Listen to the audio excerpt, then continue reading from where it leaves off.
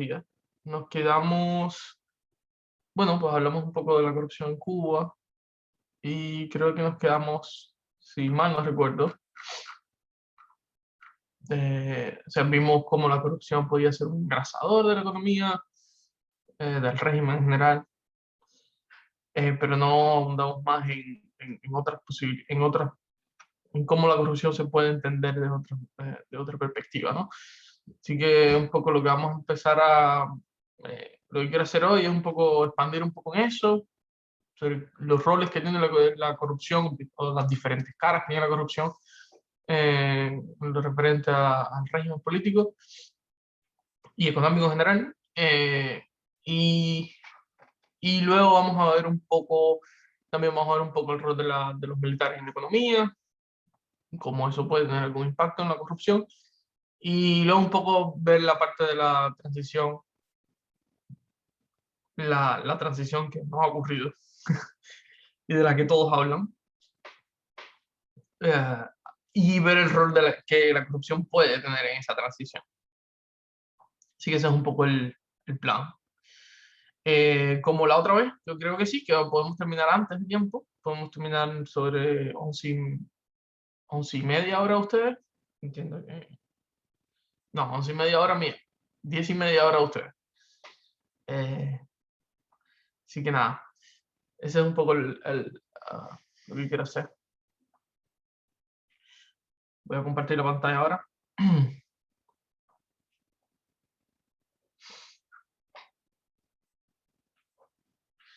Perfecto. Estas son unos, este PowerPoint es un poquito más, eh, este PowerPoint es un poquito más bonito, digo, de acuerdo a mis estándares de estética. Eh, pero honestamente lo arreglé anoche. Dije, bueno, vamos a hacer que este PowerPoint parezca un poquito más, no sé, que tenga algo, que sea un poquito más entretenido, porque es verdad que todos los demás PowerPoint que estaba poniendo eran como muy aburridos, era todo ahí la misma cosa, el mismo diseño, quiero decir. Pero no se lo hice a todos las diapositivas.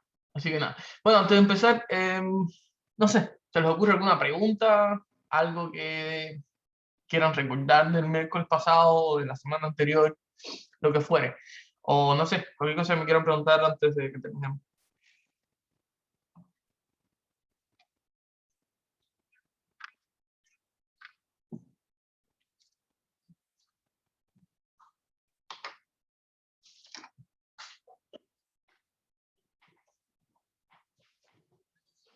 Bueno, eso debe ser un no.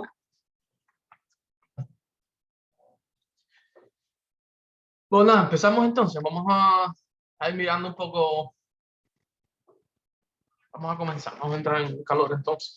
Bueno, yo siempre tengo frío a esta hora de la mañana. Eh, El tema de la corrupción en Cuba se puede dividir a veces en dos etapas, básicamente. Yo no tengo una posición muy definida en qué tan apropiado sea hacer esto, pero vamos a intentarlo. Vamos a al menos usar una lógica que sin dudas tiene algo de razonable. Y es que a partir de 1980, algunas personas hablan siempre de 1990, a mí me parece es antes, y creo que los hechos lo corroboran. A partir de 1980 hay un proceso de eso, que la gente pierde la ideología, desideologización de, de, de, de los cuadros, ¿no? Digamos, de la nomenclatura. ¿Qué quiere decir esto? Básicamente que es verdad que si bien la década del 60, sobre todo la década del 60, hay un fervor revolucionario con las ideas con las ideas pues, bueno, del comunismo, una nueva sociedad, eh, obviamente la figura de Fidel Castro. Todo ese fervor obviamente no dura tanto tiempo. Y ya que dure una década o dos ya es bastante, creo yo.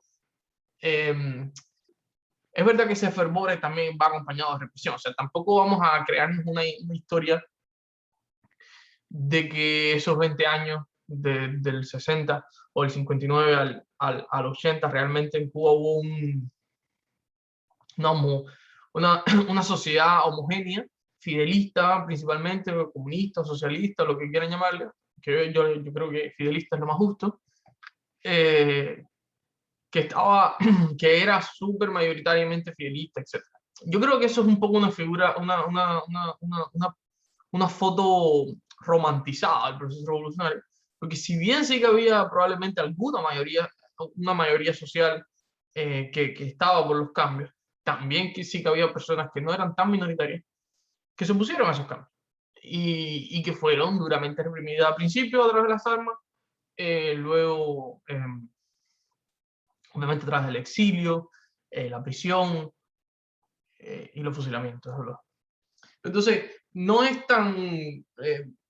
tan homogéneo, pero aún así sí que es cierto que había mucho fervor. O sea, eso yo creo que es innegable. Había un fervor revolucionario donde el régimen se fundamentó en lo que se llama voluntarismo, ¿no? O sea, digamos, las personas se sacrifican por el régimen político. Las personas se sacrifican por el bien común y, digamos, dejan un poco al lado sus intereses particulares. Pero incluso yo cualificaría eso. Porque, por ejemplo, están los casos, lo que hablan de la Dolce Vita. La dulce vida en los años 60, o sea, muy a principio de la revolución, era básicamente personas del ejército rebelde. Estamos hablando de muy al principio de la revolución, o sea, los primeros 5, 10 años de la revolución, donde obviamente la revolución no está institucionalizada, o sea, todavía no estamos hablando ya de un PCC más fuerte, no estamos hablando siquiera de unas fuerzas armadas ya institucionalizadas como pasó después. O sea, no estamos hablando de un ministerio del interior, estamos hablando de una revolución naciente, un proceso un poco caótico. Bueno, hay casos de corrupción. O sea, que no es tampoco, por eso quiero decir, no es bueno pintarse esa visión idílica de, bueno, de que sí, que había fervor revolucionario y que todo el mundo se sacrificaba y lo hacía por el bien común. No, había personas que se aprovechaban también. Y se aprovechaban, por ejemplo, de las confiscaciones. Déjame meter acá, Catalina. Se aprovechaban de las confiscaciones. Y esto es lo que se llamó la dulce vida o la dolce vita de estas personas que básicamente se apropiaban para beneficio personal de vivienda, joyas, obras de arte. Todo esto ocurrió. Entonces, hubo personas con poder que se aprovecharon de eso, básicamente. Y lo hicieron desde la impunidad, porque si, por ejemplo, si te exiliabas, no sé si conoces el contexto, pero si te exiliabas, si te ibas, perdías tus propiedades, eh, básicamente todo lo que dejabas atrás lo perdías, o sea, no eres expropiado automáticamente. Esto no es un fenómeno tan viejo, por cierto. ¿Ustedes saben cuándo se dejó de expropiar a las personas que se marchaban del país? ¿Tienen idea?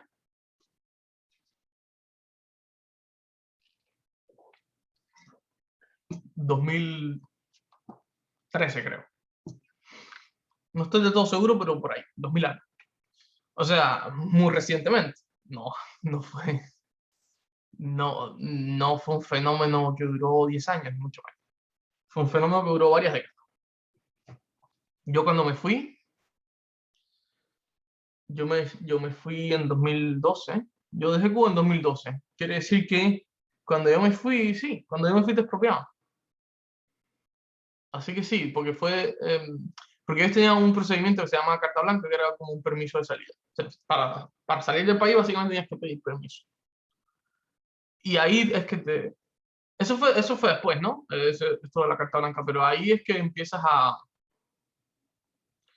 esa era la manera institucional en que te expropiaba. Entonces, digamos, todo, lo que pasa es que lo podías, digamos, cambiar de dueño, ¿no? Antes de irte.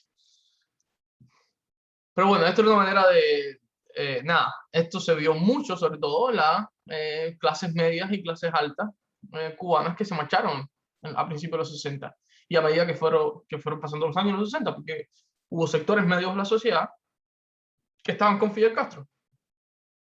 Y en la mayoría de los casos se fueron convenciendo de lo contrario después, cuando pasaron los primeros años y entonces se fueron. Pero bueno, y estas personas eran expropiadas y muchos de las propiedades que tenían no eran subastadas no eran subastadas, pero no recursos del Estado, simplemente eran expropiadas y luego usadas, por ejemplo, para beneficio personal o se le daban a, qué sé yo, militares, personas O sea, ahí había muchos malos manejos, evidentemente, de parte del Estado.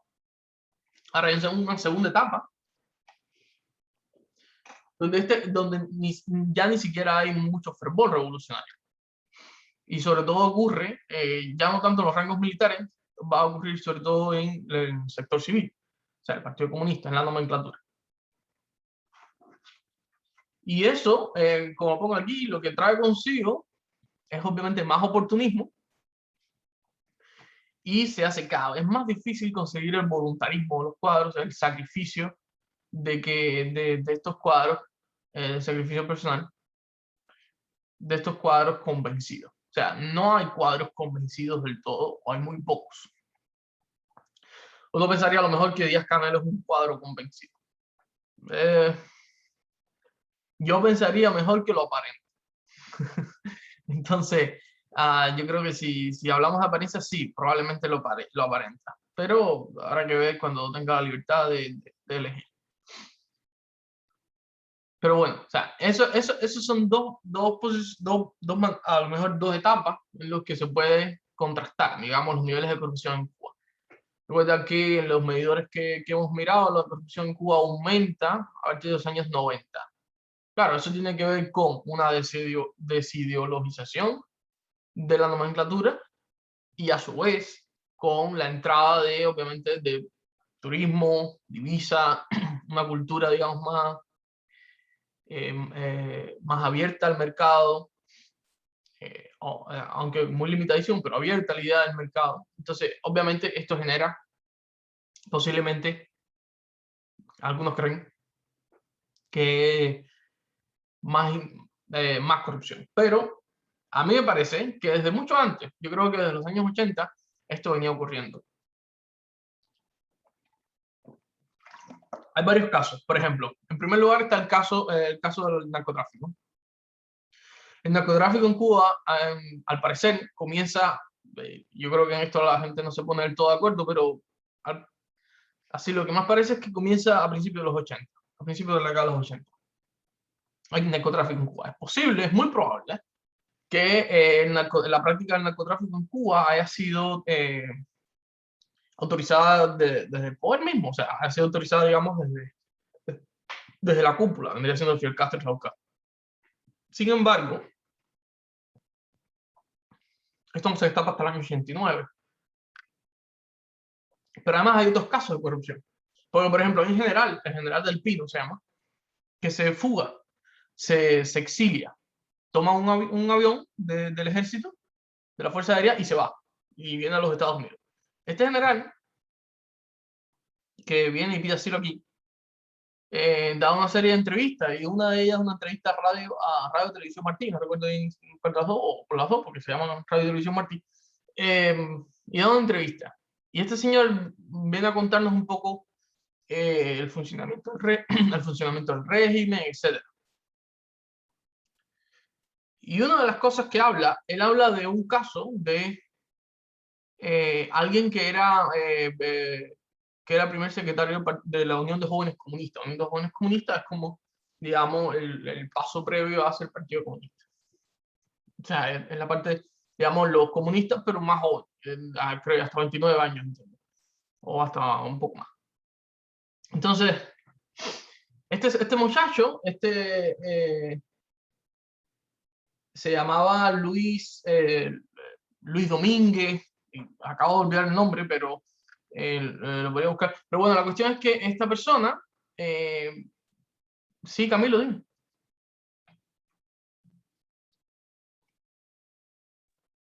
No, si quieres continuar, es que te iba a preguntar, de que hablaste un poco sobre narcotráfico, hay un caso, creo que muy ilustrativo, que es lo de Ochoa, ¿no? Arnaldo Ochoa, que incluso el juicio fue, digamos, televisado y demás, y pues, no sé, o sea, si quieres continúa y cuando lleguemos a la etapa de narcotráfico, que es más o menos hacia el 89, cuando se cae lo del muro de Berlín, pues digamos, no sé si lo podemos tocar y demás, porque me parece que es como interesante verlo, ¿no? Perfecto, sí, lo tengo acá, o sea, lo vamos a ver. No vamos a ver todos los detalles tal vez, porque además yo no me conozco y voy a ver todos los detalles, algunos los olvidé, pero sí, vamos. Entonces estaba hablando de Luis, si mal no recuerdo, Luis Domínguez, deja ver si lo tengo por acá, pero el asunto es que este cuadro del partido, básicamente, vivía en una casa muy lujosa en La Habana y había usado, por ejemplo, grupos del Ministerio de Construcción, el MINCON en Cuba se llama, para construir su casa, o sea, usado ampliamente recursos públicos para su beneficio particular. Y además estaba muy bien conectado, pero además este muchacho, o este señor, porque no era ningún muchacho ya, estaba dentro del círculo de poder de Fidel Castro. O sea, este era de los cercanos a Fidel Castro. Y este general Ochoa, perdón, este general del Pino, viene a los Estados Unidos y habla de eso. Y poco tiempo después, muy poco tiempo después, Fidel Castro, digamos, la toma contra Domínguez, que era el apellido, contra Domínguez, el que vivía muy bien en La Habana, etc. O sea, digamos, y lo hace de él un ejemplo. Pero claro, este caso de corrupción no tuvo mayor revuelo. O sea, digamos, es verdad que es el primer hombre cercano a Fidel que cae por corrupción, abiertamente, públicamente. Es el primero. Porque sí que había habido corrupción antes, etcétera, pero siempre se había tapado un poco o nunca había sido algo tan personal. Era la primera vez, estos años 86, 87, era la primera vez que alguien muy cercano a Fidel caía y públicamente, abiertamente por corrupción, porque Fidel sale en televisión y lo dice. Entonces, eso es interesante. Y estamos hablando de casos de corrupción que evidentemente este hombre cae en el 86, pero esto venía ocurriendo ya. Entonces, yo creo que hablar de que la corrupción aumenta a los 90, yo pensaría que desde bastante antes, porque estamos hablando además, repito, de alguien cercano a Fidel, o sea, muy cercano. Entonces eso me parece importante, que el proceso de desideologización no empieza como en los 90, sino que empieza antes. Empieza precisamente con la caída del fervor revolucionario. Ahora, uno de los artículos que les pedí que leyese, que, aunque estaban en inglés, pero bueno, si tienen traductor, pues perfecto, habla de tipos de soldados, en las Fuerzas Armadas. Ahora, ¿por qué esto es relevante? Bueno, es relevante porque a partir de los años 90, Cuba empieza a abrirse un poco al mercado internacional. Cuba se abre el turismo, Cuba despenaliza la divisa, que antes era penalizado tener dólares, básicamente. Y a medida que esto va ocurriendo, evidentemente se van viendo otros casos de corrupción más bien en las capas medias, digamos en los sectores empresariales, con acceso a la divisa. Se había visto ya el caso Ochoa, que lo vamos a ver después. Entonces, todo esto lo que genera es que en Cuba empieza a necesitar de un sector más profesionalizado, más disciplinado, más ideologizado, para controlar toda esta situación. Y ahí está el rol de las Fuerzas Armadas. O sea, las Fuerzas Armadas empiezan a ganar terreno en Cuba en los 90, básicamente, o incluso un poco antes, con la limpieza de Ochoa, Tony La Guardia. ¿Cómo ocurre este proceso? Bueno, en el artículo explico un poco. Es el proceso donde el MININ, el Ministerio del Interior, se empieza a convertir Mora le dice el quinto ministerio de la FARC. Las FARC son las Fuerzas Armadas. O sea, digamos que de alguna manera, de acuerdo a Mora, y yo no sé si estoy del todo de acuerdo, pero bueno, él ha estudiado bastante el tema de las Fuerzas Armadas. Él dice que el Ministerio del Interior, digamos, se pasa a ser una especie de... el Ministerio del Interior y la FARC pasan a fusionarse un poco. Aunque en teoría están separados y en la práctica también hay muchas cosas que hacen por separado, es cierto que el MININ asume un rol secundario, ¿no? O sea, las FARC, digamos, tienen como más poder y más poder sobre el Ministerio del Interior. Ahora, una de las razones es esta, ¿no? Una de las razones es que además el Ministerio del Interior, las Fuerzas Armadas, digamos, son unas fuerzas más profesionalizadas ya para ese tiempo, son más disciplinadas, son más ideologizadas que la sociedad civil, que los cuadros, por ejemplo, que los mismos funcionarios del Ministerio del Interior. Entonces, esto obviamente es un incentivo es un intento de disminuir la corrupción, pero acá estamos hablando de un intento de disminuir la corrupción más que de un sentido económico, en un sentido político. O sea, la corrupción como un proceso de deslealtad y o sea, la corrupción se convierte en un peligro para el régimen porque representa un peligro para la concentración del poder, básicamente. Al menos así lo entiendo.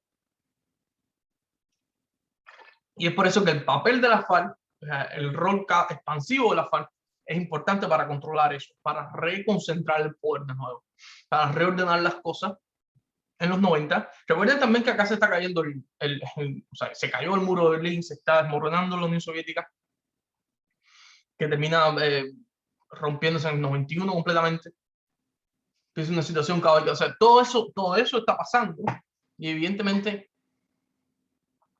dentro de Cuba hay funcionarios, hay personas que ven con buenos ojos la perestroika, o sea, desde antes, incluso los 90, también ven con buenos ojos la perestroika, algunas libertades que se están dando, que está implementando Gorbachev, y entonces, obviamente hay que hacer una limpieza. Y la corrupción pasa muchas veces a ser un pretexto. Pero eso lo vamos a ver más adelante. Entonces este señor, este académico, Mora, que por cierto de Fayú, habla de estos tres soldados: el soldado civil, que digamos que es el soldado, el soldado de tareas de orden y mando, como cualquier soldado; del soldado técnico, que es el administrador de empresas, y esto empieza un poquito incluso antes, en finales de los 80, como les decía, con el sistema de perfeccionamiento empresarial, y donde el Ministerio de la FARC empieza, digamos, a aprender cómo manejar empresas desde un punto de vista capitalista. Y luego está el soldado empresarial, que es básicamente el mismo soldado técnico, pero manejando empresas con acceso a divisas. O sea, digamos, empresas más rentables, o empresas rentables, porque el soldado técnico incluso manejaba empresas que no eran lucrativas, ¿no? Así que esto es un poco un proceso de reordenamiento del poder y también intenta atacar la corrupción, ¿no? Ahora, lo que yo quería ver un poco es las diferentes versiones de la corrupción, o sea, las diferentes caras o los diferentes peligros y beneficios que puede traer la corrupción para el régimen político. Y esto lo vimos el miércoles, creo, era la corrupción y la estabilidad, ¿verdad? Y eso lo habíamos visto ya como la corrupción como un engrasador. La corrupción como engrasador, como habíamos visto, era un poco, por ejemplo, entre lo que habíamos visto más bien era la corrupción como un conexo entre mercados legales, ilegales y alegales. Y también la corrupción como subsistencia, donde las personas son corruptas a pequeña escala para subsistir, básicamente. Pero hay otro elemento que es la corrupción para recaudar divisas. Y ese es el ejemplo del Departamento de Moneda Convertible, que es el departamento que se ve involucrado en el caso Ochoa, en el narcotráfico. Así que es un poco, pero vamos a ver el caso Ochoa luego, de todas maneras. Pero el Departamento de Moneda Convertible es un departamento del Ministerio del Interior que, en principio, al menos la justificación que tiene, es un departamento, bueno, proviene de hecho de un departamento anterior, que lo que intenta es burlar las sanciones del embargo estadounidense. Pero desde luego, si bien puede ser ese el intento inicial, lo que sabemos también es que esto da pie obviamente a muchísimas actividades ilícitas que generalmente están aprobadas desde arriba. No son insubordinaciones, o al menos es bastante poco probable pensar que sean insubordinaciones, aunque fueron tratadas como tal. Por ejemplo, en este mismo departamento de divisa, de moneda convertible, como decía, la idea era recaudar divisa, pero hay casos, por ejemplo, hay un caso que yo recuerdo haber leído de unas mujeres en Centro Habana o en Habana Vieja, que aparecen en los Panama Papers, aparecen en unas empresas offshore. Pero ellas declaran que ellas no tenían la menor idea. Pero ellas fueron trabajadoras del Ministerio de Comercio Exterior. Si mal no recuerdo, el Ministerio de Comercio Exterior. El Ministerio de Comercio Exterior se ve muchas veces involucrado en ese tipo de cosas porque el Ministerio de Comercio Exterior pues, básicamente resuelve acuerdos con empresas extranjeras, ¿no? Para cualquier tipo de cosas, importación, exportación. Entonces, estas mujeres dicen, eran 3 mujeres creo, o 2 mujeres y un hombre, algo así, dicen simplemente no saber, no tener idea de que esas compañías offshore eran de ellas. Claro, eran de ellas, pero eran solo testaferros. Pero además eran testaferros que no sabían que eran testaferros. Y entonces ella ha explicado un poco bueno, que nada, que era una práctica habitual, que las llamaran a firmar documentos y que bueno, que realmente no ponían excusas, no decían que no. Obviamente la razón por la cual no decían que no, en primer lugar, porque sabían que su trabajo dependía de ellos, en segundo lugar, sabían que tenían un trabajo privilegiado seguramente, y sabían perfectamente que si si perdían ese empleo, pues difícilmente iban a conseguir uno tan bueno. Así que, bueno, en ese sentido es razonable. Eso es la corrupción como estabilidad. Pero también hay otro elemento de la corrupción como estabilidad, de la corrupción como un estabilizador del régimen, y es el patronazgo y el clientelismo, que tal vez lo hablamos un poco, pero básicamente, en este caso el patronazgo lo que quiere decir es que para ascender se necesita patrocinio de alguien. Entonces, tal vez el mejor ejemplo de esto, o sea, en la Unión Soviética se veía mucho, pero claro, era más fácil verlo una vez que se termina la Unión Soviética y uno sabía más las conexiones. Por ejemplo, el caso de Gorbachev, sabía que Gorbachev estaba bien conectado. Gorbachev tenía, por ejemplo, el visto bueno en la Unión Soviética o sea, él ganó el visto bueno en su momento del que era jefe de la KGB, Andropov, creo que era. Que él mismo, Andropov, fue presidente o sea, el primer secretario del Partido Comunista Soviético. Andropov y Gorbachev se reunían, digamos, tenían encuentros privados, o sea, eran buenos amigos. Y ese estar bien conectado, obviamente, le permitió a Gorbachev seguramente luego llegar a la presidencia, aunque Andropov luego murió, pero estaba muy bien conectado. Entonces, y desde antes estaba bien conectado, o sea, era ir ganándote favores de los que podían llevar al siguiente paso. Y en eso consiste el patrocinio. Ahora, consiste en eso y obviamente en hacer entregar a cambio algo, ¿verdad? Lealtad, básicamente. Es lo que se entrega en este tipo de sistemas. Entonces, a su vez, cuando tú asciendes en la escala, pues también patrocinas a otras personas. Y la idea aquí es que cuando tú patrocinas, lo que está en juego es, digamos, tu criterio. Cuando tú patrocinas a alguien no te debe salir mal. Cuando tú escoges la manzana, pues la manzana tiene que salir buena. Porque si te sale mala, pues digamos, es error tuyo. De alguna manera pierdes un poco de credibilidad, ¿no? A la hora de elegir tu círculo. Esto puede ser un poquito menos. El patronazgo no es a lo mejor al nivel de la Unión Soviética. Y no lo es por lo siguiente, porque en Cuba, como lo dice Mora, el Partido Comunista en realidad nunca se llega a institucionalizar del todo. Y más bien, quien tiene un rol mayoritario es la Fuerza Armada. Pero aún así sí que hay mucho patronazgo, muchísimo. Y clientelismo del otro lado, digamos, el cliente es el que lo ve desde el otro lado, el que es patrocinado y, digamos, tiene que entregar. Ahora bien, hay otro tipo de clientelismo, o sea, vamos a mirar, o sea, ¿cómo se refleja este clientelismo? Por un ejemplo concreto. Bueno, clientelismo de varios tipos, pero pensemos, qué sé yo, en las lealtades ideológicas. Digamos, expulsar a personas de una universidad. O sea, el clientelismo lo que te hace es que te exige, digamos, la manera que se ve el clientelismo acá, es que se te exige determinado comportamiento para tú tener acceso a determinados servicios. En este caso pensemos en la educación. Por ejemplo, si tú tienes como estudiante un comportamiento, lo que ellos llaman problema ideológico, que es básicamente no ser muy vocal sobre tu posición o, bueno, básicamente oponerte a un conjunto de ideas que son centrales para ellos, pues básicamente tú pasas a tener problemas ideológicos y eso puede costarte, digamos, el acceso a la educación superior, por ejemplo. Entonces, eso es una manera de hacer clientelismo, que también obviamente es una manera de discriminar ideológicamente. Pero es que el clientelismo es una manera de discriminación, tal vez.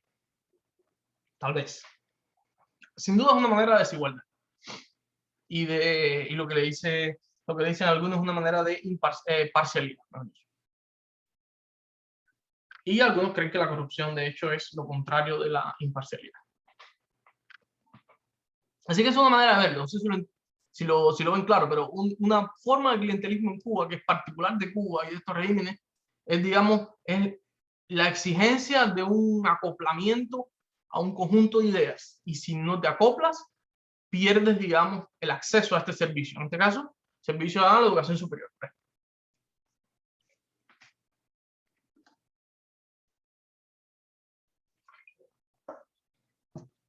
Y obviamente todo esto le da estabilidad al rey.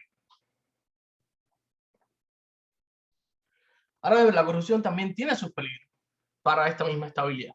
Y aquí es donde vamos a hablar un poco de los escándalos de corrupción, donde sin duda la causa 1 del 89, que es la causa Ochoa,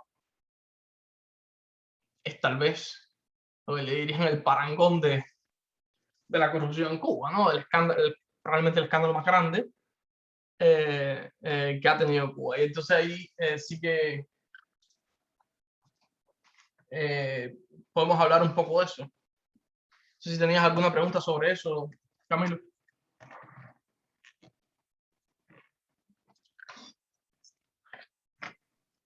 No, pues, digamos, mi duda iba un poco relacionada al hecho de que, digamos, se supone que en algún momento, pues, el régimen de Castro, digamos, toleró o por lo menos se apoyó en el narcotráfico. No sé las razones, digamos que he escuchado muchas, pero digamos que el hecho de, digamos, bueno, de enjuiciar y de condenar, incluso de televisar el juicio, pues, de un héroe de la revolución como fue Ochoa, digamos, no sé qué, digamos, o sea, con qué motivación se hizo, sobre todo teniendo en cuenta el contexto en donde se da, ¿no? 1989, se termina la Unión Soviética, eh, digamos que el narcotráfico al final de cuentas aparecía como una suerte de suplente un poco en la financiación del régimen, suponiendo un poco que estaba bloqueado el régimen y todo dependía de la Unión Soviética, entonces el narcotráfico, digamos, aparecía como una suerte de reserva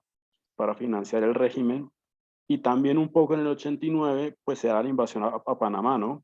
Por las mismas razones, ¿no? Un general que apoyaba el narcotráfico y demás, y todo el cuento. Pero entonces, lo que me queda un poco como en duda, y si me lo puedes aclarar un poco, es entender la idea de o sea, hasta qué punto, digamos, ese juicio contra Ochoa realmente, digamos, fue como un compromiso del régimen para no tolerar prácticas de narcotráfico, o por lo menos sacar el narcotráfico del repertorio de prácticas corruptas. Sí, no, bueno, obviamente yo no puedo tener una respuesta conclusiva, pero sí que tengo algunas ideas, ¿no? Y creo que tú las exploras bien. Yo creo que en esto, o sea, Fidel Castro, que a mí personalmente nunca me ha parecido una persona excesivamente inteligente, mucho menos, pero sí, una persona, digamos, con una capacidad, con una visión de Estado importante, o sea, lo que le dicen un buen estadista. Y Fidel entiende que evidentemente el narcotráfico se le puede volver una cosa que se le vaya de las manos. Y se le vaya de las manos por la siguiente razón, porque, como dices tú, eh, él siempre habló de esto, de darle una excusa al imperialismo para que nos invada. Y si bien es cierto que eso ha sido muy poco probable siempre, es verdad que con el narcotráfico sí que podía haber algo ahí, porque de pronto el narcotráfico sí que era evidente que podía ser un problema regional. O sea, si la migración no convence a la gente de que, por ejemplo, qué sé yo, la migración venezolana, a algunos no los convence de que es un problema regional. Bueno, pero el narcotráfico sí. El lavado de dinero sí. Entonces, eso obviamente se puede convertir en un problema regional, y ya no solo un problema regional, un problema que está involucrando directamente a los Estados Unidos. Si la migración venezolana afectara tanto a Estados Unidos como afecta a Colombia, por ejemplo, probablemente, probablemente las cosas fuesen un poquito diferentes. No lo sé. Estoy especulando, obviamente, estamos hablando de política ficción, pero sí que si tú tienes, como pasó con Panamá, o sea, si tú evidentemente te metes en ese tipo de negocio y vas a afectar directamente a los Estados Unidos, pues bueno, es verdad que ahí sí que le estás dando alguna razón para que haya algún tipo de intervención militar, para algún tipo de acción militar al menos contra, contra el régimen. Entonces, yo creo que eso es un punto. Ahora, yo no creo que sea toda la historia, porque yo no sé hasta qué punto realmente Cuba prescindió del narcotráfico. Lo que sí creo es que evidentemente Cuba vio, o sea, Fidel Castro vio una posibilidad de enviar una señal. De decir, bueno, nosotros sí que estamos dispuestos a la lucha contra el narcotráfico. Y evidentemente, qué bueno sería para alguien que le interese el narcotráfico, qué bueno sería poder estar dentro de la lucha contra el narcotráfico. Es como el terrorista, el insider, ¿no? O sea, la persona que comete crímenes desde adentro, sabiendo cómo funciona el sistema, teniendo acceso a información. O sea, es espectacular, sin lugar a dudas. Ahora, tiene más riesgo, ciertamente. Entonces, yo creo que esas son dos posibilidades, pero hay otra tercera que tiene que ver con limpiar la casa. Porque tú estás señalando un contexto político importante. Sin lugar a dudas, se está cayendo el campo socialista, se está cayendo a trozos ya, porque o sea, Berlín ya se está unificando a Alemania. Y está, obviamente, Gorbachev ya aplicó la perestroika, la glasnost, y esto, obviamente, seguramente hay personas dentro del régimen que están viendo esto como nosotros. Hablan de, qué sé yo, Carlos Aldana, uno de ellos, que luego se va en el 92, pero incluso, tal vez, uno de los de la Guardia, creo que hablan de Tony de la Guardia, que veía como nosotros todo lo que estaba pasando. Y además son gente que tiene información sobre las operaciones que se hacían, que pueden ser, digamos, se pueden convertir en un problema serio. Porque si estas personas los atrapan, la DEA la atrapa, entonces se pueden convertir en unos delatores. Negociar, digamos, con la DEA un trato mejor, o sea, con la justicia estadounidense un trato mejor, a cambio de delatar a lo que se hacía. Entonces, todos esos son elementos que yo creo que hay que tener en cuenta. Si ellos sabían de verdad que la DEA tenía información desde hace tiempo, y si la DEA atrapaba a alguno de los suyos, los iba a delatar a todos, probablemente. Por el otro lado está la parte de la legitimidad del régimen, evidentemente. Y por el otro está, entiendo yo, la parte de necesitas controlar y limpiar la casa. Y estos generales, todos tenían muchísimo poder. Y eran generales súper populares, súper populares. Y fíjense que casi todas las personas que le hicieron sombra a Fidel Castro eventualmente desaparecieron de alguna manera, digo, de la escena política. En el caso de Ochoa murió, en el caso de Camilo también. De hecho, sabemos qué pasó con Camilo, no, o sea, no quiero hacer conjeturas. O sea, que presento la conjetura, pero es solo una conjetura. Camilo desapareció. También tenemos a Ochoa, a los hermanos de la Guardia. Y luego Carlos Laje, vamos a ver después, que era Carlos Laje, presuntamente iba a ser el presidente, el vicepresidente, o sea, el segundo. O sea, estamos hablando de que las personas que han hecho sombra no han terminado bien, por decirlo de alguna manera. Por la razón que fuere, no han terminado bien. Y eso, pues bueno, yo creo que es una conjetura, pero algo dice, ¿no? Algo dice, o algo podría decir. Yo creo que un poco va por ahí. el otro caso que estaba ahí, pues, y bueno, no sé si quieres seguir hablando de esto, de la causa Ochoa. No sé si te interesa contar algo más, Camilo. No, digamos, o sea, quería como tener como tu opinión sobre el caso. Digamos, alguna vez lo leí y me pareció súper interesante y pues lo que te decía, cuando tomaste el tema de narcotráfico, o sea, se me activó el chip y dije, no, aquí pues hay que hablar un poco sobre Ochoa porque al final de cuentas el narcotráfico también supone pues una práctica de corrupción. O Claro, sea, ya seas que el Estado, digamos, sea el que efectivamente está patrocinando o que al menos, digamos, esté ayudando a los narcotraficantes a pasar, digamos, la droga, ¿no? Entonces, pues me pareció como curioso. total, total. Hay algunas personas lo que dicen es que Cuba nunca en realidad decidió deshacerse del narcotráfico como una práctica que financia el régimen. Y no solo que financia el régimen, porque esto es otro elemento. El régimen cubano tiene una historia de intentar desestabilizar otros regímenes. Esto, o sea, Cuba participó, armó o entrenó, o de alguna manera, digamos, incentivó guerrillas en buena parte del mundo, en América Latina, en América Central, en África. O sea, hay un historial ahí de un régimen que le interesa avanzar su agenda política en otros países.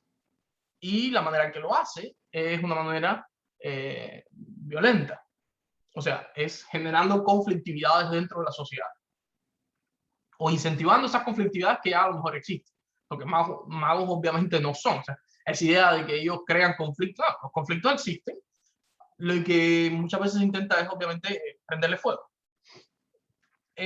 o echarle gasolina al fuego. Entonces, Cuba tiene un historial de eso y definitivamente el narcotráfico te permite, por ejemplo, financiar guerrillas. Sabemos que las guerrillas en Colombia se han financiado con dinero del narcotráfico. Sabemos que Cuba se ha financiado con el dinero del narcotráfico. Entonces, y sabemos que probablemente Venezuela, sea el régimen de Maduro, también lo haya hecho. Entonces, lo que algunas personas dicen es que en realidad Cuba nunca renunció a eso. Sino, y cuando digo Cuba, me estoy refiriendo directamente al Partido Comunista, a las Fuerzas Armadas.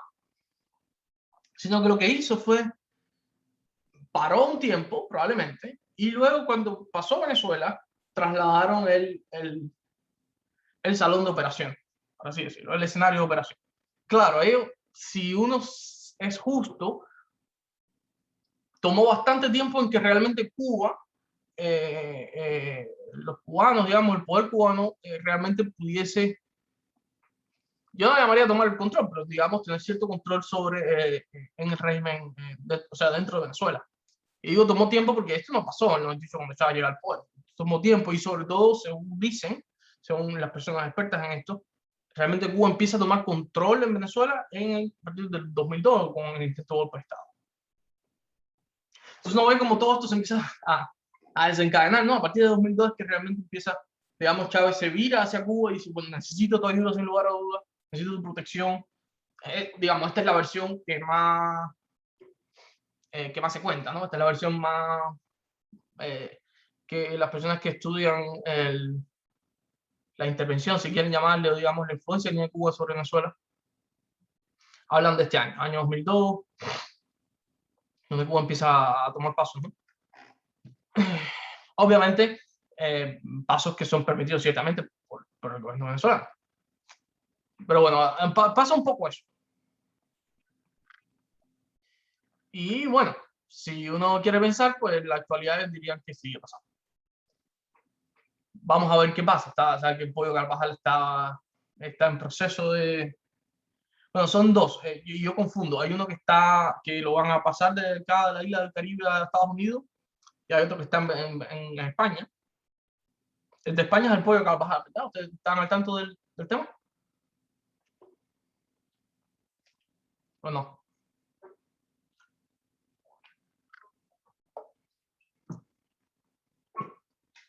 Bueno, creo que es así. Creo que el Pollo Carvajal de España está en proceso de extradición a los Estados Unidos. Y hay, y Alex Saab, el otro. Alex Saab, que por cierto es colombiano, que está en Cabo Verde, entiendo, si mal no recuerdo. Y está en proceso de extradición también a los Estados Unidos. Pero ambos están bajo custodia, ¿no? O sea, ambos están en custodia. Entonces, vamos a ver qué dicen ellos. Y claro, vamos a ver que no solo qué dicen, sino que pueden probar, porque también es cierto la otra parte de la historia. La otra parte de la historia dice, bueno, ellos van a decir lo que sea con tal de obtener un acuerdo. Pero si somos serios, también realmente no creo que la justicia estadounidense les compre cualquier cosa. O sea, tienen que ofrecer alguna evidencia de que lo que están diciendo es cierto para rebajarle la condena. Así que la otra corrupción como peligro de la estabilidad obviamente, es la que desafía la concentración del poder. Este es el ejemplo de Roberto Robaina. Robaina era ministro de Exteriores en Cuba. Un muchacho que ascendió con bastante velocidad. Y sin embargo fue defenestrado a principios de los 90. A Robaina se le toma... Déjame meter acá. Y a Robaina se le toma, o sea, se le acusa presuntamente de tener conversación. A Robaina básicamente se le acusa de deslealtad, yo diría. Y lo expulsan del partido, a Robaina. Obviamente lo expulsan del ministerio. Pues presuntamente Robaina estaría hablando con el Exteriores de España, Matutes en aquel entonces. Matute se llama, era el apellido del señor. Y hablaban sobre, o sea, Matutes le decía, hay un video sobre esto, donde Matutes le decía a Robaina que Robaina era su candidato preferido, ¿no? Y hablaba, qué sé yo, de conversaciones que había tenido con Laje. Y Robaina parece que era cercano a Laje también. Laje luego es destituido varios años después, más una década después. Entonces vamos a ir viendo cómo las personas cercanas al poder van cayendo. Y acá es menos claro ver cómo si Robaina realmente cometió un acto de corrupción en sí. Es difícil saber realmente qué fue lo que pasó. Digo, yo al menos no sé demasiado del tema, pero bueno, presuntamente pues por hablar sin autorización con este Matute para un beneficio personal, porque aparentemente Robaina estaba negociando, digamos, influencia en España. Pues podría decirse ahí que había cierto, no sé, podría decirse que ese acto corrupto, si es que se le puede llamar corrupción, ¿no? Digamos, lo que sea que haya obtenido o lo que sea que intentaba robar y no obtener a cambio, de sus relaciones con un gobierno extranjero, pues bueno, ahí lo que sea que hizo, lo que sea que intentaba obtener a cambio, bueno, pues eso le costó el puesto, básicamente, o al menos presuntamente. La cuestión es que Robaina era un tipo bastante popular. Y cayó en desgracia, como dice. Y lo otro es la corrupción con impunidad,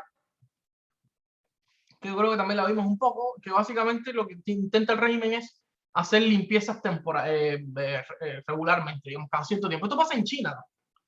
El gobierno chino en realidad no, el Partido Comunista Chino no implementa, digamos, una institucionalidad para terminar con la corrupción. Bueno, evidentemente, terminar con la corrupción es imposible en cualquier lugar, pero digamos, para disminuir realmente la corrupción para siempre o a largo plazo. Y para eso necesita básicamente un Estado de Derecho. Pero el gobierno chino obviamente no ha intentado hacer esto. Lo que hace el gobierno chino son limpiezas cada cierto tiempo. O sea, cada cierto tiempo el gobierno chino dice, vamos a terminar con la corrupción. Se pasa un tiempo así, bastante largo, bastante más largo que el de Cuba, y digamos, descabezan unas cuantas personas. Entonces, muchas veces ahí, obviamente, vamos a ver que esa lucha por la corrupción tiene un matiz político, ¿no? Que en realidad lo que quiere es precisamente a lo mejor sacarse del medio personas incómodas, sacarse del medio personas con demasiada influencia, que pueden competir, etc. Bueno, en Cuba pasa parecido, a mi entender, ¿no? Pero también en este caso, con respecto a la impunidad, tiene más que ver con un poco de la legitimidad, digamos. De vez en cuando tiene que parecer que no hay impunidad.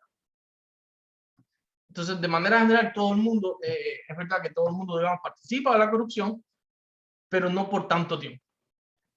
Digámoslo de esta manera. O sea, que a todo el mundo le toca, que aunque todo el mundo participe de la corrupción, cada cierto tiempo hay que reemplazar a esas personas que participan de la corrupción porque algunos tienen que caer. De una manera un poco... Es una manera de definirlo.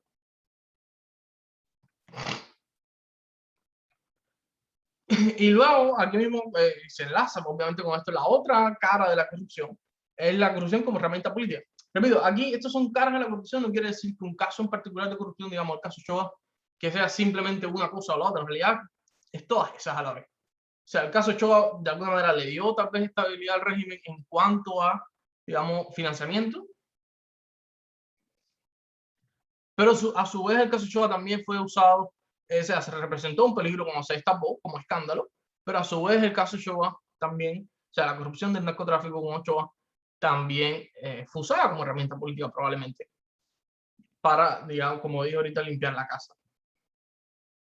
O limpieza o reconcentración del poder también.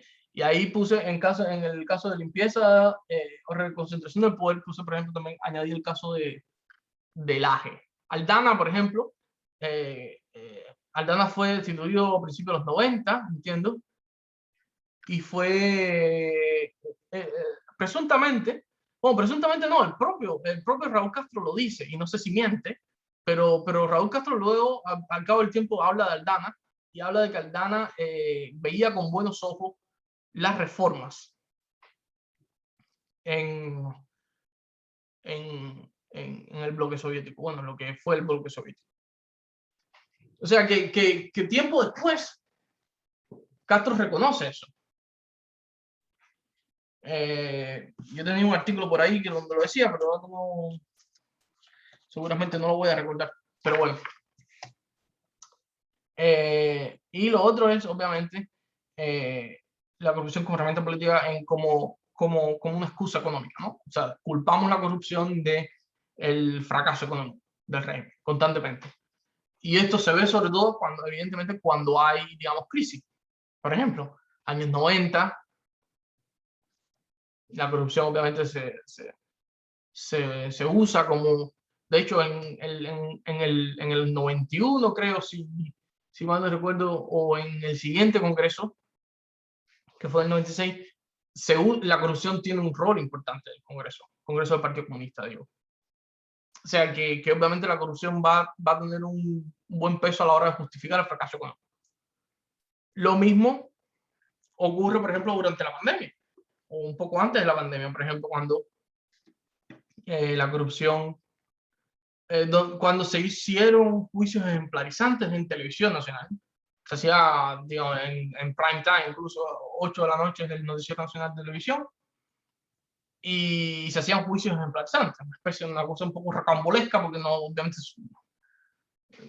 no sé qué sentido, qué legalidad pueda tener eso, pero en cualquier caso, digamos, había un escarnio público a ciertas figuras, a ciertas personas que básicamente se robaban recursos del Estado, básicamente. Generalmente se trataba de eso. Y bueno, obviamente la corrupción como persecución política, ¿no? La persecución política evidentemente como un hecho de corrupción y es una herramienta política del régimen. Pero no solo como persecución política como acto de corrupción en sí, sino también el acusar a adversarios políticos de corrupción. Y de esto hay, pues, se puede hacer de esto tiene un posgrado, porque, por ejemplo, qué sé yo, no sé si han oído hablar de Luis Manuel Otero Alcántara recientemente, pero a Luis Manuel Otero y a un montón de otros disidentes, por ejemplo, los acusan de, ¿cómo se dice? Bueno, no recuerdo ahora el nombre jurídico, pero los acusan básicamente de comprar bienes mal habidos. Receptación es el término que se usa. O sea, es una acusación muy común, pero además es algo que se hace muy comúnmente en Cuba porque precisamente necesitas sobrevivir. Por ejemplo, digamos, si tú necesitas construir algo en tu casa, se está cayendo, se está viniendo encima, o simplemente porque tienes que reformar algo dentro de tu casa y necesitas comprar cemento, o pues usualmente vas a comprar cemento que en efecto fue mal habido. Entonces, esto es una práctica generalizada. O sea, me cuesta pensar que realmente viva alguien dentro de Cuba que de alguna u otra manera, en algún u otro momento, haya necesitado realmente acceder al mercado negro y para obtener bienes mal habidos, ciertamente. Entonces, evidentemente, cualquier persona en Cuba es culpable de receptación. Esto es un hecho. No hay que ser muy inteligente para saber que eso es así. De manera que si lo que hace el régimen es decir, bueno, cuando te conviertes en un personaje incómodo, se puede usar este tipo de delitos tan comunes en contra de las personas, pero en realidad de una motivación política. O sea, que ni siquiera a veces son causas inventadas, muchas veces son causas reales. Lo que pasa es que muchas veces no tienen pruebas, porque claro, ¿cuál es la prueba de que tú obtuviste un bien mal habido? Que no tienes un recibo. ¿Ya? No sé en qué país serios eso se toma como una prueba de un bien, de que obtuviste ese bien, de que compraste ese bien que, que fue mal habido. O sea, obviamente no tiene sentido, ¿no? Porque digamos, si votas al recibo, pues quisiste. Pero bueno, en fin, eso es una de las maneras que se puede, una de las caras que tiene la corrupción. Y lo otro, bueno, pues, esto un poco que ya lo tocamos, ¿no? El Estado cubano participando de la corrupción transnacional. O sea, ya no solo corrupción dentro de Cuba, sino además incentivando la corrupción eh, a través de la frontera con otros países. Y bueno, eso es un poco, yo tenía un poco la pregunta, ¿no? O sea, si, digamos, de las cosas que se acusan al régimen cubano, las cosas que probablemente han hecho, sobre todo el narcotráfico. Lo otro podría ser el lavado de dinero y lo otro podría ser el tráfico humano. Del tráfico humano, por ejemplo, hablan, y también de trata de personas, ¿no? O sea, trata de personas o trabajo esclavo, hablan, por ejemplo, con los médicos. Entonces, han hablado se han oído de las misiones médicas cubanas que algunas personas intentan acusar al Estado de, digamos, de tratarlos como una especie de esclavitud moderna. ¿En qué consiste la acusación? Y ustedes me dirán si la comparten o no, porque evidentemente es algo polémico. Estas personas dicen que, o sea, dicen no, el Estado cubano se queda, digamos, con entre el 75 y 85% del sueldo que técnicamente debe recibir cada uno de estos doctores. Y no solo doctores, porque además no solo Cuba no solo exporta doctores, pero vamos a quedarnos en el tema de los doctores. Cuba se queda aproximadamente con eso, con entre el 85 y entre el 75 y 85% de cada uno de los salarios de ellos. Cuba les impide a sus familiares viajar, cosa que otros países sí que permiten. Digamos, les quita su pasaporte, se nos permite tener sus pasaportes,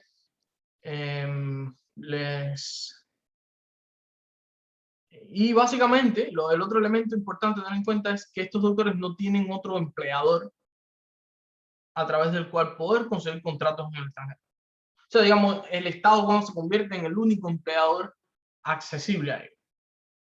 Estas personas no pueden, ¿cómo decir? No pueden gestionar contratos fuera por su propia cuenta, ni a través de otra empresa privada, etc. O sea, el único empleador, la única agencia de empleo en este caso, es una agencia de empleo del Estado cubano.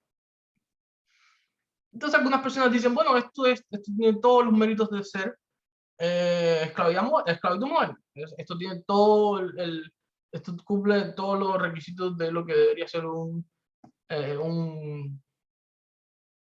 ¿cómo decir? Un trata de personas.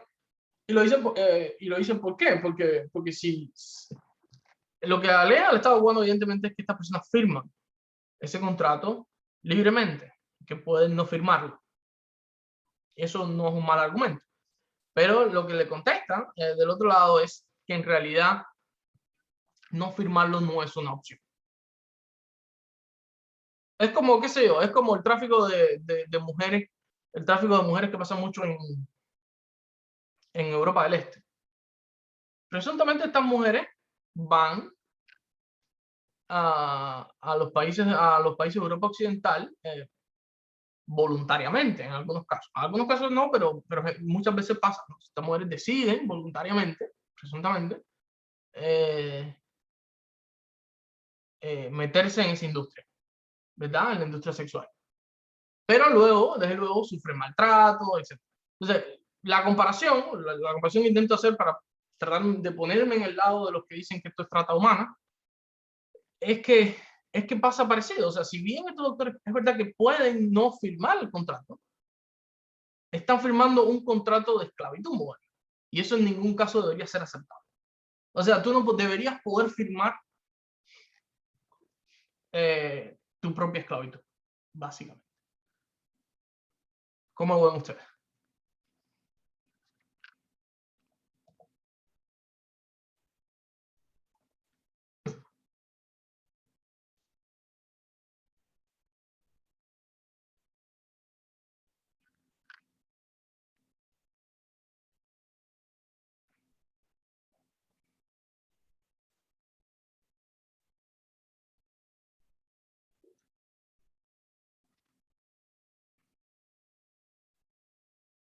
¿No lo ven? ¿Cuál es la pregunta? Pero no, es que justo vino alguien y me interrumpió y no te escuché la pregunta. Sí, o sea, estaba hablando del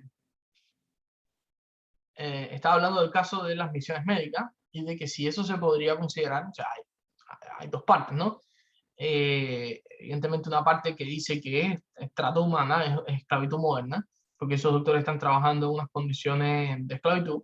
Pero por otro lado hay obviamente el Estado cubano se defiende y dice que no, que en realidad los doctores firman voluntariamente esos contratos.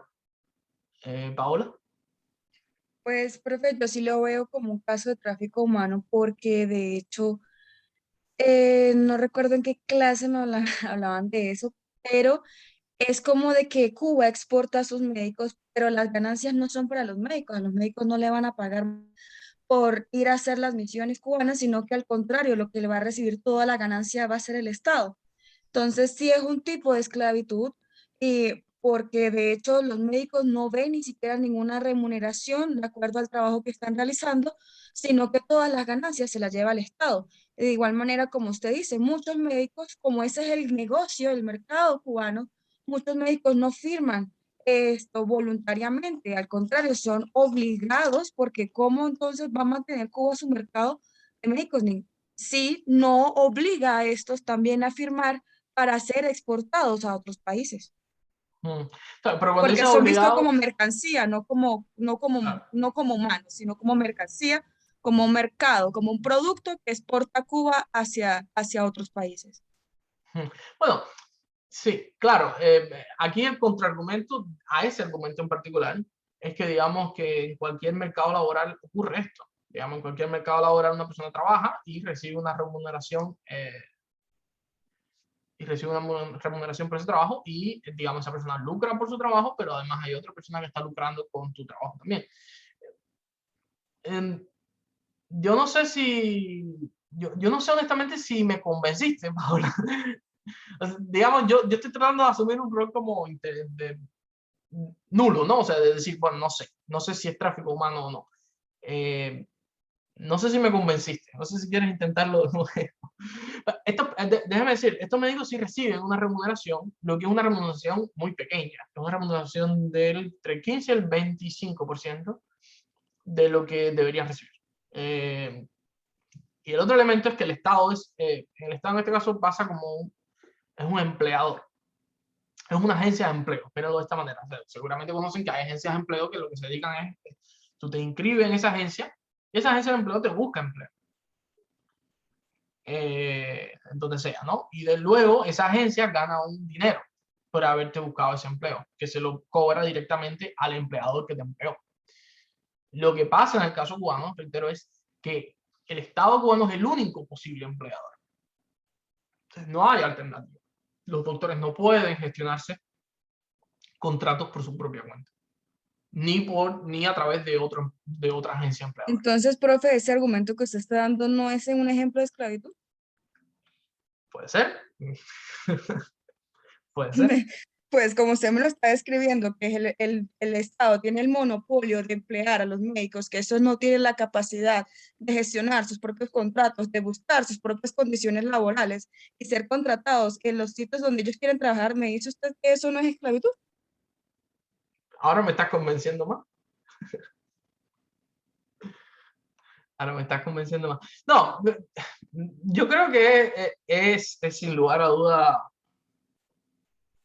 es difícil. Yo creo que no es tan simple, ¿no? Yo honestamente, yo veo la parte de la esclavitud, pero acá un poco pasa, a lo mejor otras personas, yo no soy muy relativista moral, pero otras personas podrían serlo y entiendo que podrían decir, bueno, pero vamos a preguntarle a sus médicos. Y realmente, si uno le pregunta a esos médicos, digamos, conozco a personas que lo hacen, si los que viven en Cuba realmente no creen que son esclavos. Claro, eso es suficiente para decir que no es esclavitud, porque y este es el punto. Si una persona asume una posición relativista, en este sentido, uno dice, bueno, la esclavitud va a depender si te sientes esclavo o no, ¿verdad? O sea, en realidad la esclavitud, digamos, no es una condición objetiva, sino, ellos dirán, estas personas podrían decir, la esclavitud es una condición particular de cada quien.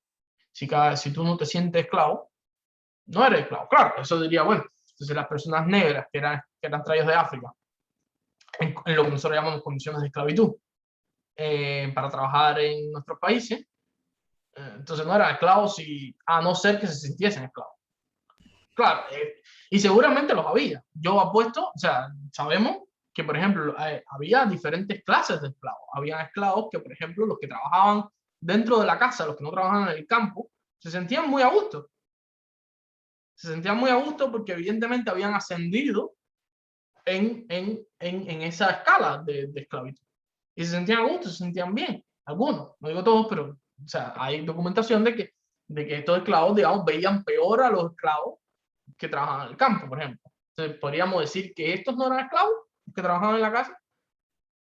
Profe, pero en este caso también había un contraargumento y es que, por ejemplo, la esclavitud se heredaba, por ejemplo, a los hijos que usted tenía, esa esclavitud se heredaba a ellos. Entonces, ¿qué opción tenían? Obviamente no fueron, pues, en un principio, por así decirlo, comprados por el dueño, pero ya por nacimiento adquirían la esclavitud. Y ya en este punto, al no tener usted opción de no firmar, usted está siendo obligado. Porque Sí. entonces, ¿cómo se niega el médico al gobierno? No, yo no quiero ir, yo no quiero firmar, yo quiero tener otro contrato. ¿Qué pasará con ese médico que se niega? Ah, bueno, está bien, vaya tranquilito a su casa, no pasa nada. Lo más probable es que reciban algún tipo de sanción. En este caso, Paola, y por eso digo, el caso es muy interesante. En este caso, la mayoría de los médicos quieren ir. O sea, son los médicos los que buscan una misión. O sea, es común, es lo más común, porque la misión es como un premio al médico. Es la manera que se ve dentro de Cuba. O sea, los médicos quieren realmente ir. No, hay algunos que se niegan a firmar, algunos que no lo hacen, pero es que va a venir atrás otro. O sea, digamos, en realidad, en este caso realmente no hay ningún tipo de reprimenda, porque como es un mercado tan reducido, o sea, todos los médicos no pueden asistir de misión, y como quiera que sea, reciben un sueldo, van a recibir un sueldo mucho más alto del que reciben en Cuba.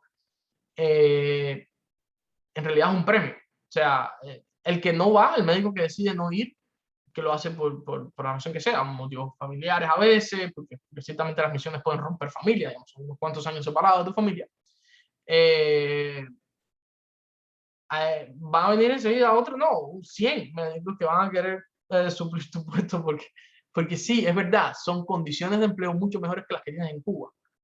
Yo creo que lo que argumentan los que hablan de esclavitud no es tanto ese primer momento donde el médico decide seguir o no. Ellos saben, entiendo yo, ellos saben que en realidad sí pueden decir que no. Y no pasa nada, porque hay un montón de otros médicos que van a querer. Ellos dicen lo que pasa después. O sea, digamos, ellos dicen no puede haber, no es legítimo el consentimiento a la esclavitud, aunque sea consentimiento inicial. Aunque sea Pues es consentimiento. preferible estar en Europa, supongo yo, que estar en Cuba. Es preferible estar trabajando en Europa con otras condiciones que de pronto es un estado más liberal, con unas libertades mucho mayores, a estar en Cuba. Por eso tal vez muchos médicos prefieran salir de misión que quedarse en su propio país debido a eso mismo, porque no solamente es con esa profesión, también, por ejemplo, en el campo de las artes. Por ejemplo, Cuba no solo también exporta médicos, sino en el ámbito cultural exporta muchos bailarines en cuanto al ballet.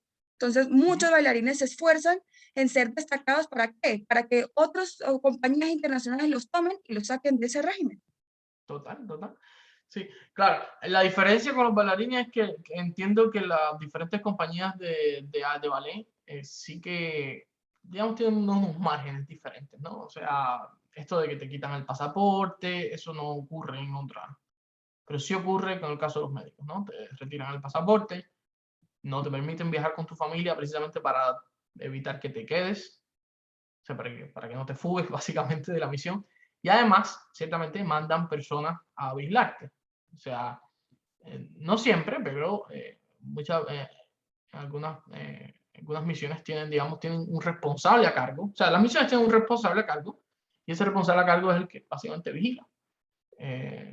Y es una persona, un agente de la seguridad del Estado usualmente.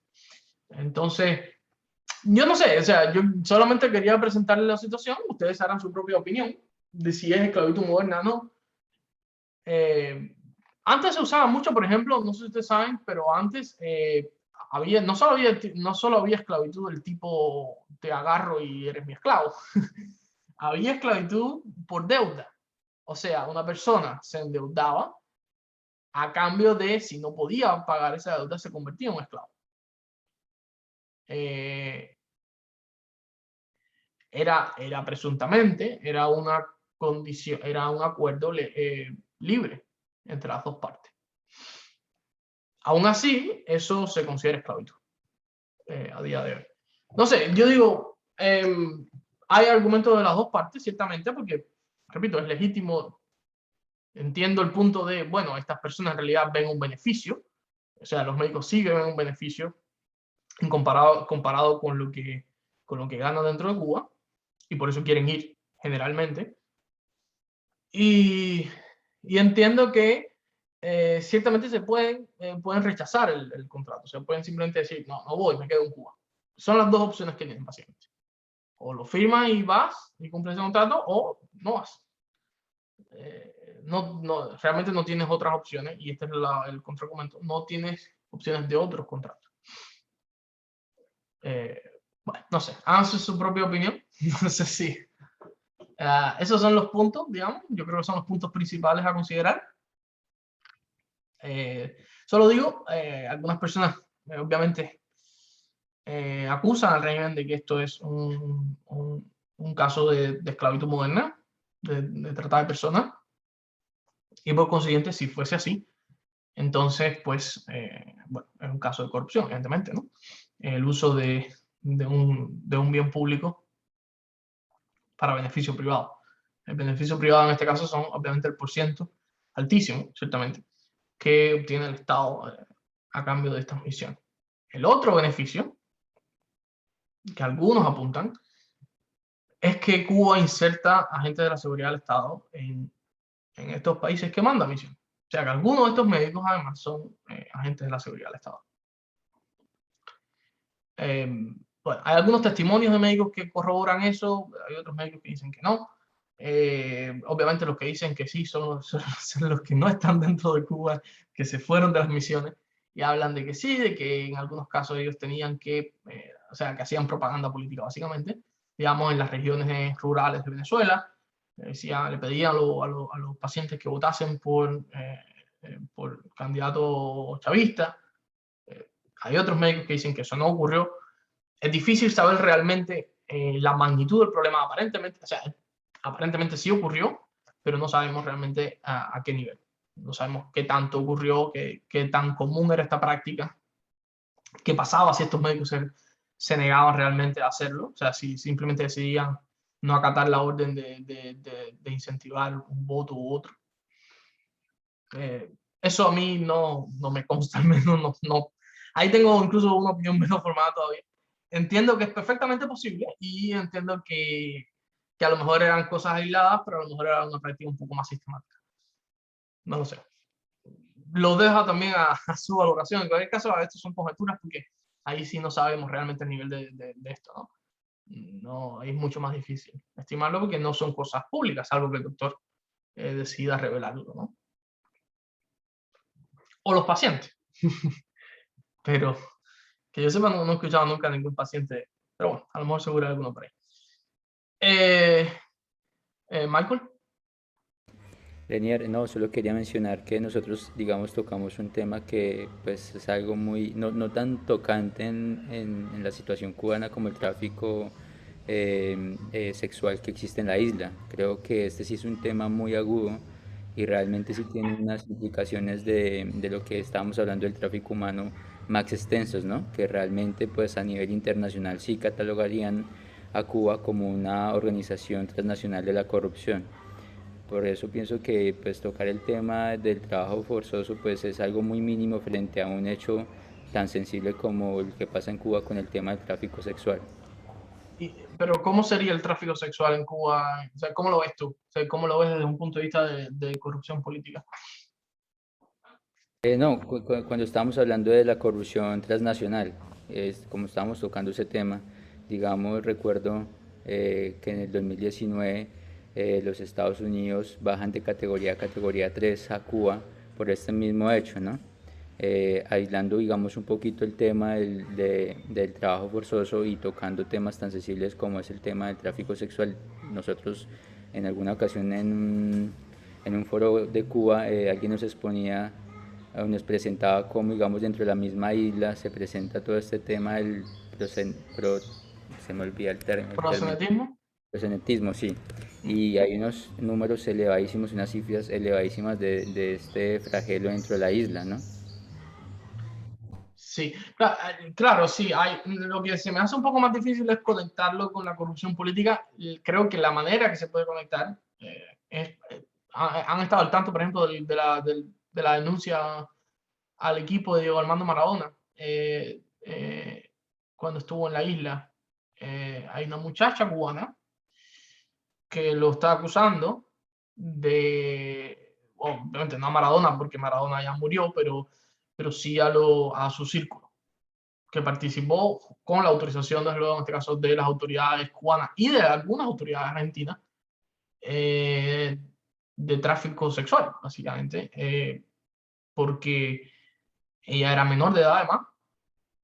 Esta muchacha tenía 16 años, creo, cuando está con Maradona, aunque a los efectos de Cuba no es menor de edad, pero creo que a los efectos de Argentina sí. Esta muchacha la llevan a Argentina siendo menor de edad, la llevan de manera irregular. Y además era obligada, denuncia ella, a consumir drogas, ¿no? Pero, digamos, para soportar los malos tratos y el abuso, ¿no? de Maradona. Entonces, esa es una acusación que está en curso ahora en los tribunales argentinos.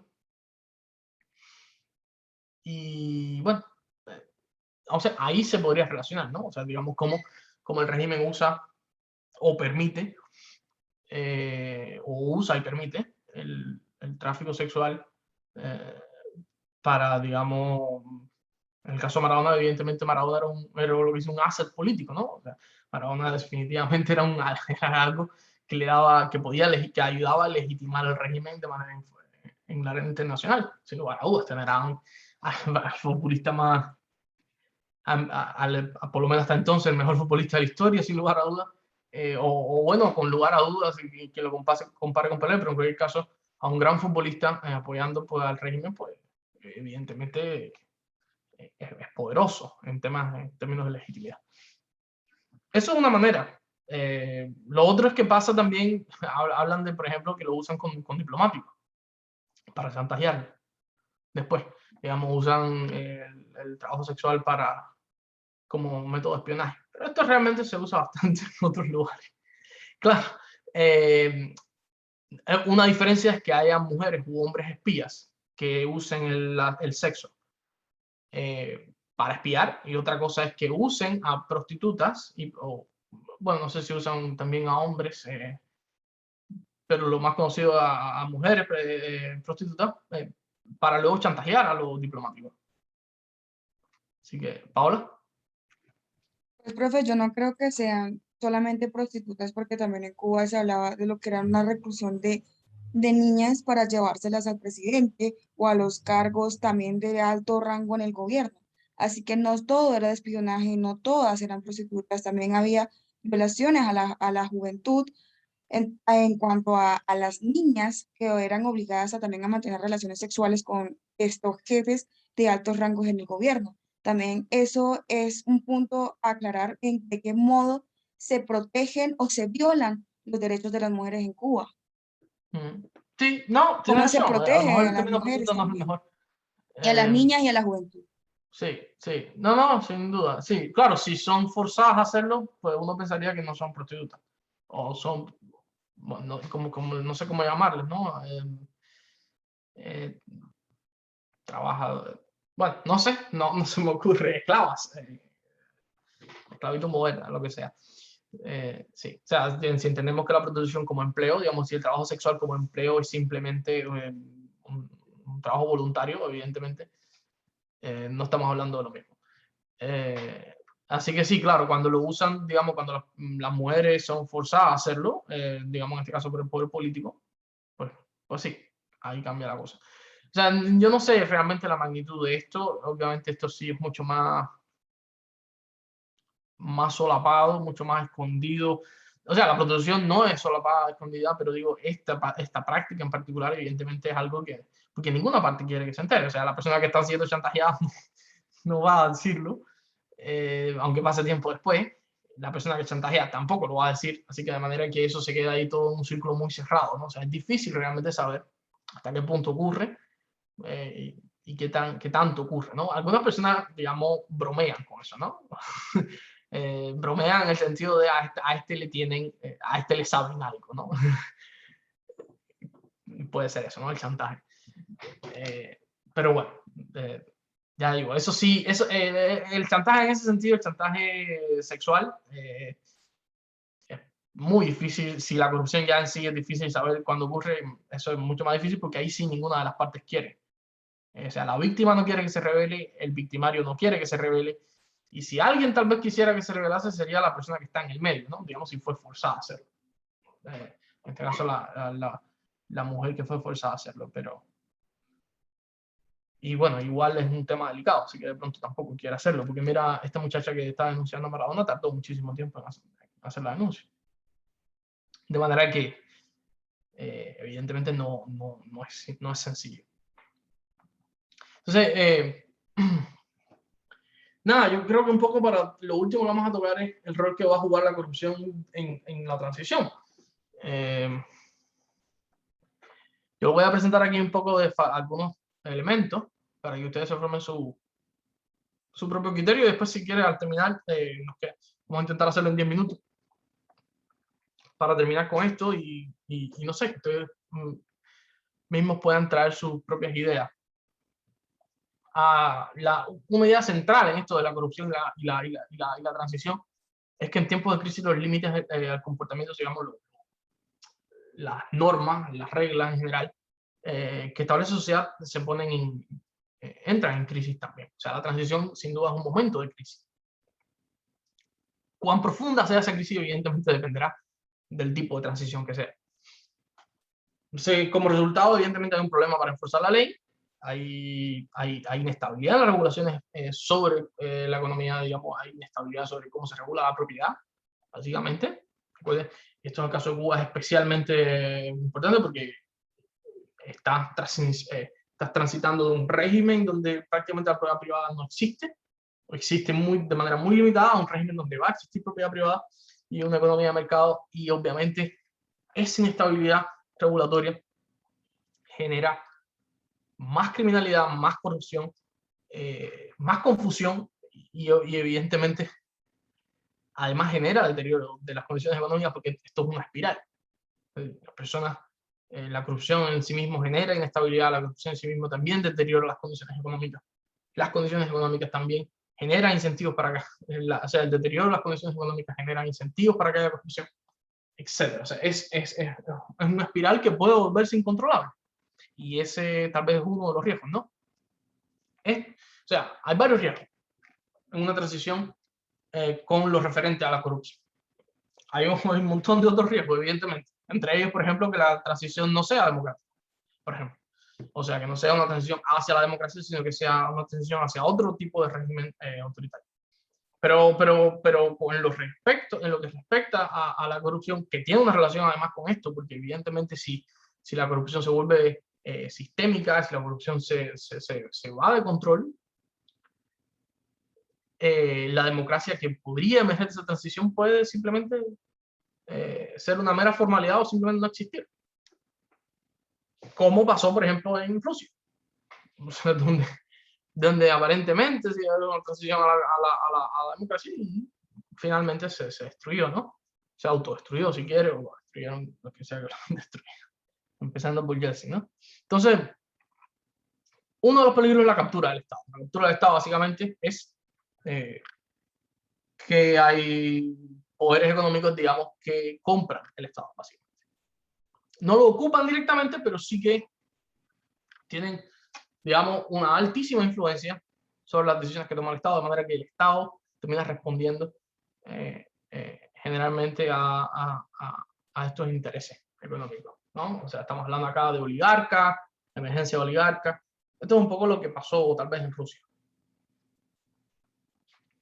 Y probablemente en otros países, tal vez Ucrania, le pasó algo similar. El otro riesgo es el crimen organizado. Y esto si lo pensamos un poco en el caso de Cuba, es especialmente peligroso. Cuba está en el tránsito hacia los Estados Unidos de la droga, aunque no es por tierra, pero está ahí. Eso, pues sin lugar a dudas, es algo interesante, es algo a tener en cuenta. La razón por la cual el crimen organizado básicamente se prospera en las transiciones es que los criminales que están aislados necesitan protección. O sea, perdón, necesitan recursos y materiales y necesitan protección también de otros criminales. O sea, ellos necesitan protegerse de ellos mismos. Y entonces se agrupan. Y en ese sentido estamos hablando de recursos humanos, ¿no? Y a su vez la informalidad y la corrupción mismo empieza a corroer todo el sistema y la manera que estos criminales, estos grupos que se organizan, la manera en que ellos encuentran para incidir, digamos, en el Estado, es precisamente a través de burócratas y políticos corruptos, o sea, que empieza a corroerse todo, de alguna manera.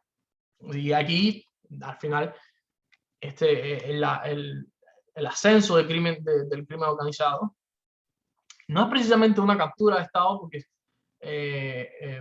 no necesariamente tiene que ser una captura de Estado, pero podría terminar siendo, ¿no? O sea, lo que sin lugar a duda, lo que hace el crimen organizado es que debilita muchísimo la institucionalidad y empieza a corroer las instituciones del poder, más tarde o más temprano.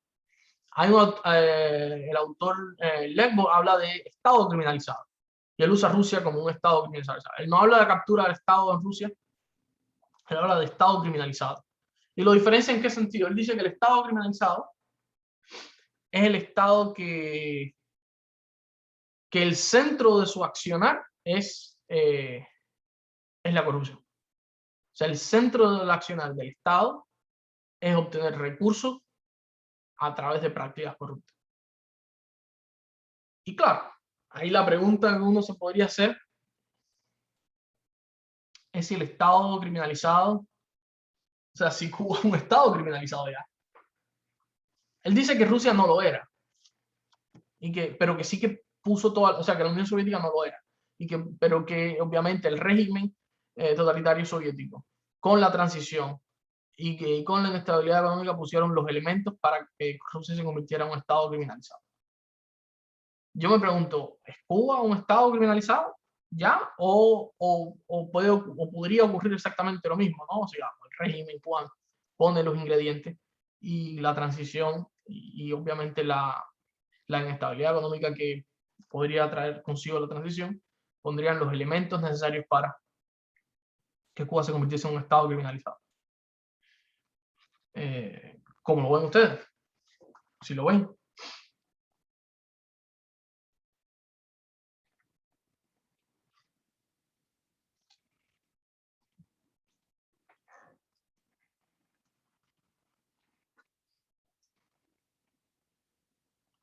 Ya, Camilo. Pues yo no lo diría tanto como un Estado criminalizado, tal vez patrocina el crimen, que podría ser, digamos, un poco distinto. Y digamos, criminalizado lo colocaría en términos de Haití, es decir, el gobierno no controla el territorio, sino que lo controla delegando autoridad en las pandillas, por ejemplo. Yo eso no lo veo, por ejemplo, en Cuba. En Cuba, digamos, hay una estructura institucional muy fuerte, por lo tanto, el criterio de debilidad institucional, pues, no cabría, independientemente de eso, si es autoritario o no lo es, o es democrático. Digamos, la ayuda extranjera, pues, la tiene. Digamos que ese nexo que ahora tienen los regímenes autoritarios con otros regímenes autoritarios, yo creo que lo mantiene sustentable.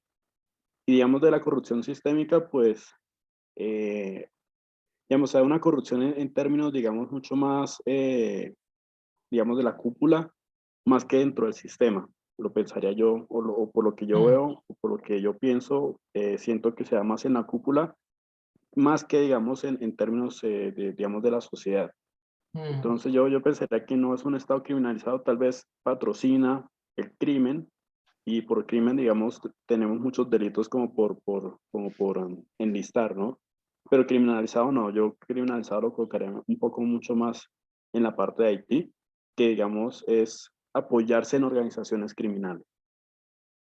ok. Ahora, la corrupción sistémica, que es el otro peligro, no necesariamente es un Estado criminalizado. La corrupción sistémica, o sea, una de las razones, o varias de las razones por las cuales podría desatarse una corrupción sistémica en una transición, es por la debilidad institucional. En esa transición sí que evidentemente toda la institucionalidad se va a ver, entra en crisis, ¿no? O sea, hay un cambio de reglas, digamos, pero es un cambio de reglas que no ocurre de una. Eso va a depender, evidentemente, el tiempo que tome y la inestabilidad que genere la institucionalidad va a depender del tipo de transición. O sea, una transición más pactada a lo mejor, obviamente genera más estabilidad institucional. Es por eso que muchas personas que se dedican a estudiar esto hablan de que las transiciones pactadas son mejores, son más convenientes, son más exitosas, y ahí están hablando del Chile de Pinochet, la España franquista, y no tanto, obviamente, cuando el régimen se desmorona o colapsa, ¿no? No es tan, estas personas dicen, bueno, no es tan buena idea.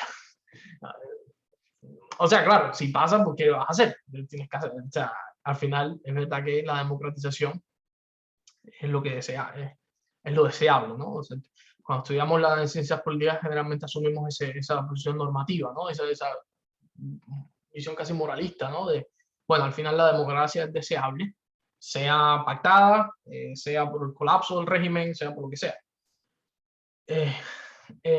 o casi por lo que sea.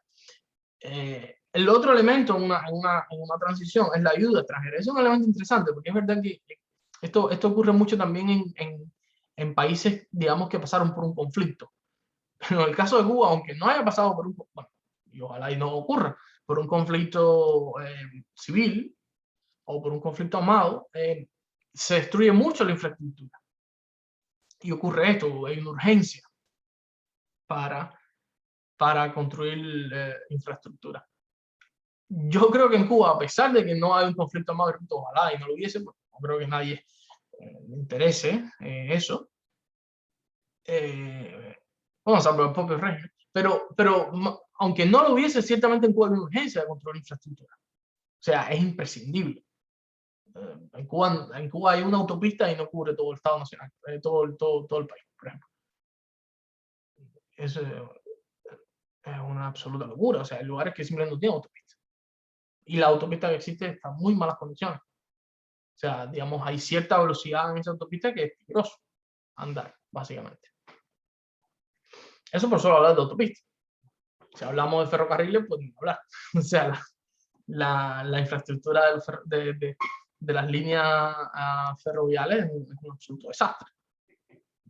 Y obviamente todo eso se necesita o sea, tú puedes reformar las instituciones, tú puedes entregar propiedad privada, puedes transitar hacia eso, pero si no tienes, digamos, la infraestructura, no va a funcionar bien. Entonces, pues, hay una urgencia ahí Y esa urgencia puede hacer que haya poca transparencia, o sea, digamos que cosas que normalmente no serían aceptables se conviertan en aceptables por esa urgencia. Y lo mismo con la ayuda extranjera, ¿no? Si hay una urgencia de ayuda extranjera, si hay una crisis humanitaria propiciada por el propio colapso del régimen, pues bueno, esas ayudas humanitarias pues igual podrían no tener, digamos, la transparencia, la accountability, ya cuando una vez que llegan a Cuba, no, pues podrían hacer que lo que se haga es incentivar la corrupción. Yo creo que el caso de Haití es un buen caso, o sea, un buen caso en el sentido de ejemplo, ¿no? Es un buen ejemplo de ello. Cómo la ayuda extranjera, pues muchas veces hay pruebas de eso, simplemente se desvía y sirve para incentivar la corrupción. Eso es un dilema, porque tampoco quiere decir que la ayuda extranjera sea mala por sí misma. Lo que quiere decir es que es un peligro, sin lugar a dudas. O sea, tiene sus peligros. Entonces, bueno, había prometido terminar a las 40, así que vamos a ir terminando. Déjame solamente repasar esto. El peligro de todo esto, al final, de la corrupción en una transición, es que, como decía, que puede deteriorar el régimen democrático que podría emerger. Puede deteriorarlo mucho. Por ejemplo, una de las consecuencias de la corrupción es la confianza en las instituciones. Obviamente, deteriora la calidad del Estado de Derecho que podría emerger de ahí y deteriora la legitimidad del mismo régimen, o sea, del nuevo régimen, quiero decir. Entonces, todos esos son peligros ahí. Hay estudios, por ejemplo, que hablan de que las personas son, las primeras elecciones después de una transición se hacen con bombos y platillos, es algo espectacular, la gente sale a votar muy entusiasmada, pero pasa el tiempo y ese entusiasmo desaparece. Entre otras cosas, creo yo, desaparece por la misma corrupción. O sea, la corrupción limita, la corrupción, digamos, hace que las personas se desilusionen. La corrupción hace que las personas pierdan el interés en participar en elecciones, por ejemplo. Que crean que todos los candidatos son corruptos. Y ahí volvemos al dilema de qué pasa cuando no hay ningún agente que le interese hacer accountability. O sea, cuando hay un agente, cuando los agentes, en este caso los electores, los votantes, simplemente creen que todos son corruptos y por tanto no hay nada que hacer. Y lo que esperan es que todos sean corruptos. O sea, si las expectativas es que todos seamos corruptos, pues ahí tenemos el dilema de lo que les decía, el dilema de corrupción como un problema de acción colectiva. O sea, nadie hace nada porque todos esperan que todos sean corruptos. La pregunta final, para terminar, es entonces, ¿qué hacer? Es la pregunta del millón, porque esto es un poco política ficción, o sea, ¿qué hacer? Primero, no sabemos qué tipo de transición vamos a tener, de hecho, no sabemos siquiera si vamos a tener transición.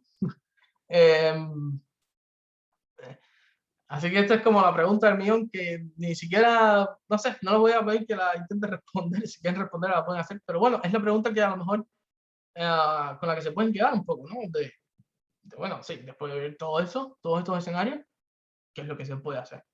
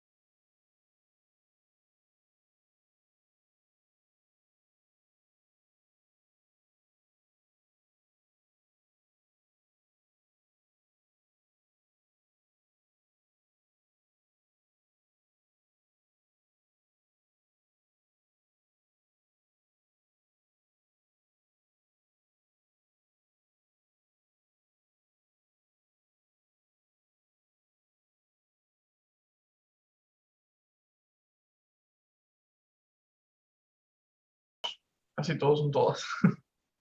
Ah,